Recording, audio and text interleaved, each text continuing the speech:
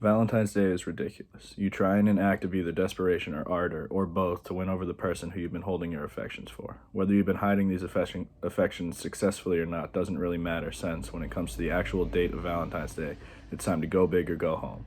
Either give that person the grand gesture you think they deserve that'll win them over, cause them to swoon for you and start a relationship, or bottle up your feelings and hold them in until you forget who exactly it is that you held your affection years ago as you reminisce. As a sophomore in college, Valentine's Day is not much of a holiday, especially when you're single, but it does still exist. As a hopeless romantic, though, I had a tiny light of hope my friend Samantha would realize my feelings for her. My mom had sent me some cupcakes through the school dining company, and my grand gesture was to give her one, in the center of a heart made of her favorite soda, Dr. Pepper, on the floor of the center of her room. I set it all up with the help of her roommate Annie. Annie let me into the room, helped me set up the heart, placed the cupcake in the center of the heart, and wait for Samantha to return from her night out. At this point in the semester, Samantha was pledging to a sorority and wouldn't be home until midnight. I knew this because I was usually awake for her return to the dorm. She never knew, at least she never showed she knew, that I was waiting to talk to her for a few minutes. On Valentine's Day, however, she got home early with her big sister, a Greek life tradition, and they entered her room. I sat across the hall in the common room, nervously awaiting her reaction. I heard the other girl, her big sister, say "aw" at the gesture and say it was cute, but I heard nothing from Samantha herself. I sat in silence. For what seemed like hours, waiting for the door to open. I began imagining her response. Maybe she was so awestruck she was looking for words to say, and that's why the door hadn't opened yet. Perhaps she had started eating the cupcake and didn't want to open her door and say something with her mouth full. Or maybe she didn't see me in the common room as she walked past and was simply sending me a message. I waited roughly 5 minutes for her door to open across the hall. When it did, I was greeted with a response I hadn't even begun to prepare for: complete and total rejection. Samantha opened her door and without hesitation said, in a tone that can only be described as bored and flat, "You suck. So much."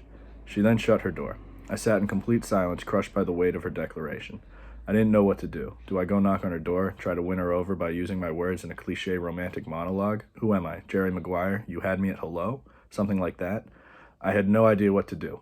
For the first time in a long time, my smart ass had no idea what to do. I sat in a painfully long silence, waiting for Samantha to come out and sit with me and say she was sorry. She didn't mean to be so mean. That she shared my feelings and was sorry for being so harsh. Instead, however, I was greeted once again by the sound of her door opening, but this time her big sister came out. Approaching me slowly, she entered the common room and said, "I thought it was cute, and I'm really sorry." And she turned and she left.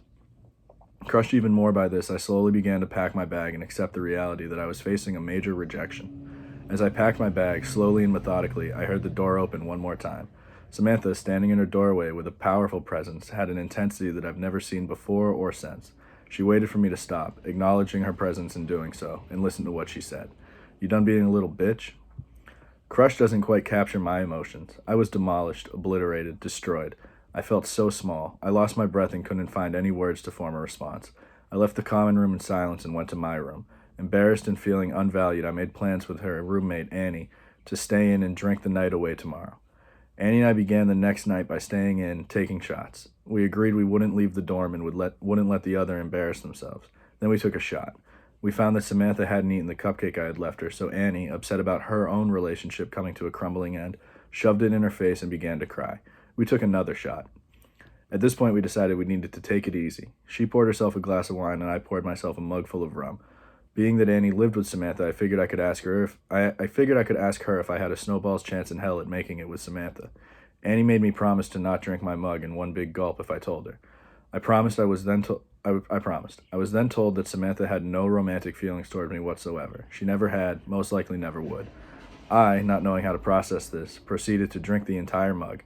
Annie, upset but not to be outdone, followed suit and drank her glass of wine. We got good and drunk and tried to help each other up, but instead Annie puked and I simply wallowed in self-pity.